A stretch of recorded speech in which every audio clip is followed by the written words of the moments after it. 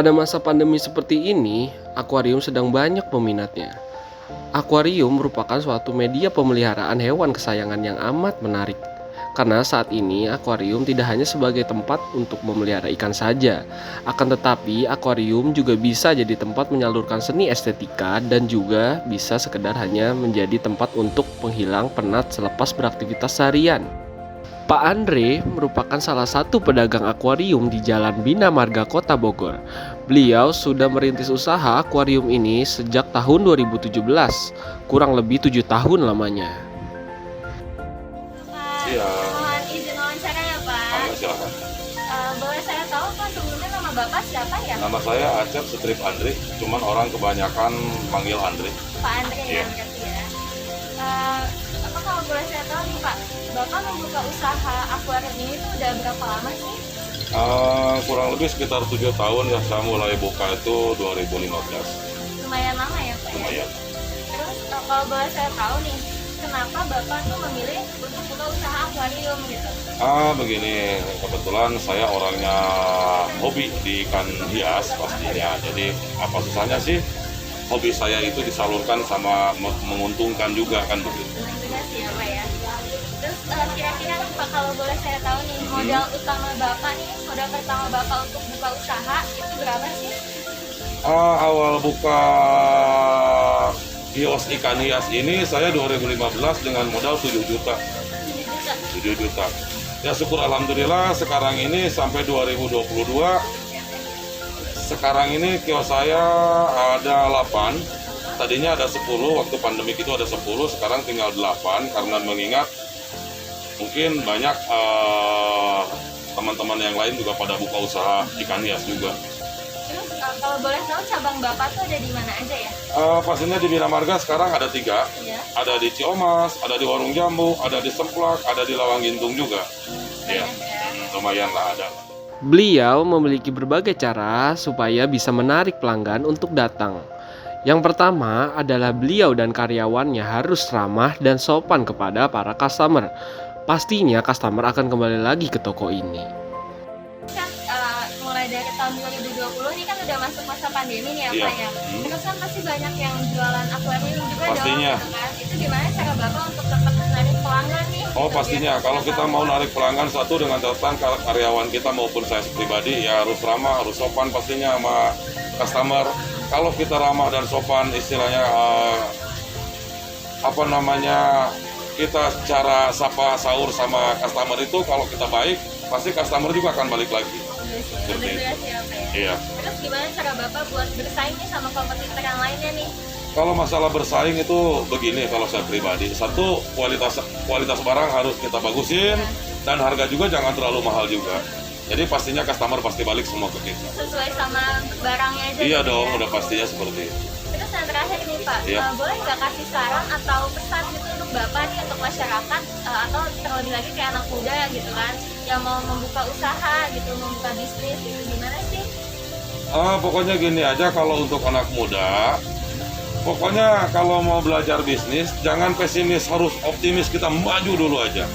Jangan pesimis, jangan takut rugi, jangan takut rugi, jangan takut rugi. Kalau kita kebanyakan terlalu berpikir kebanyakan takut, kapan kita majunya? Harus mengambil resiko ya? Ambil resiko, apapun itu pasti ada resikonya. Cuman lambat laun juga akan membawakan hasil yang maksimal.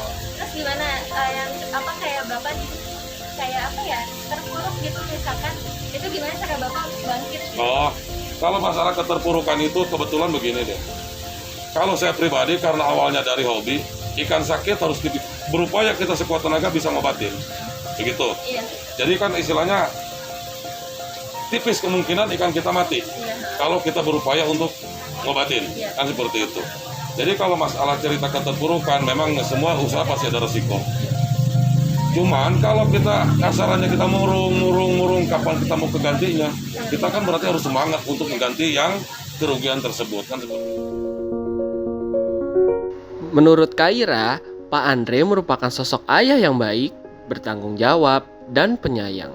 Ia juga hampir setiap hari membantu bekerja di toko sebagai kasir. Untuk di toko sendiri, Pak Andre menganggap Kaira selayaknya karyawan biasa, tidak membeda-bedakan setiap karyawan. Namun, jika di rumah, Kak Ira diperlakukan selayaknya ayah kepada anak. Pak Andre tuh sosok ayah yang kayak gimana sih?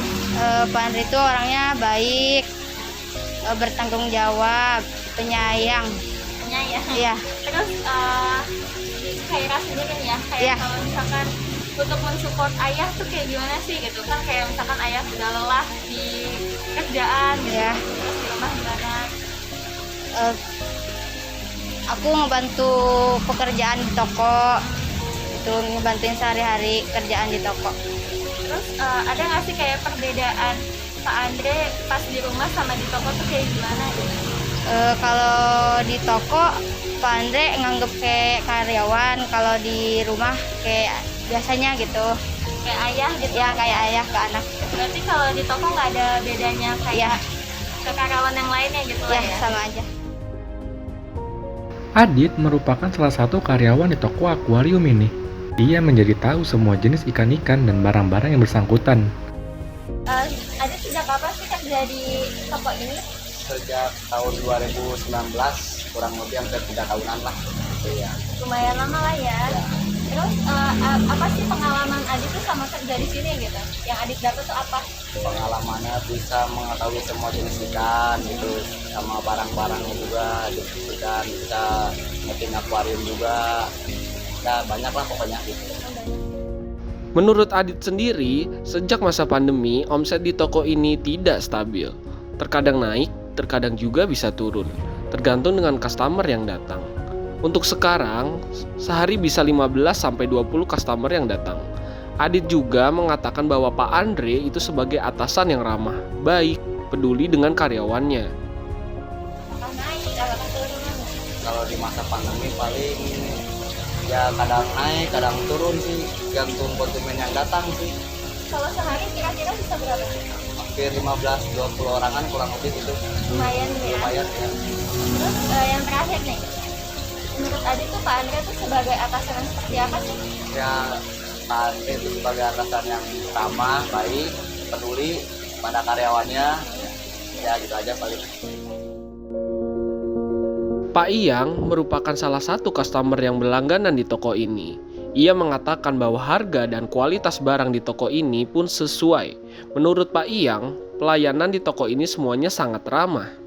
Izin bertanya Pak, nama Bapak siapa ya? Iya, Pak Iyang ya. Apakah Bapak udah berlangganan di toko ini? Sering ya. Terus menurut Bapak apakah harga di toko ini tuh sesuai nggak sih sama kualitasnya gitu? Harga barangnya sesuai, harga sesuai. Terus kalau yang sekarang nih Bapak lagi beli apa nih? Oh, beli pelet ya. Terus yang terakhir nih Pak, menurut Bapak pelayanan di toko ini tuh kayak gimana sih, ramah atau gimana gitu? Buat karyawannya semuanya. Oh iya. Udah sih Pak, cukup sekian ya Pak. Iya. Kasih.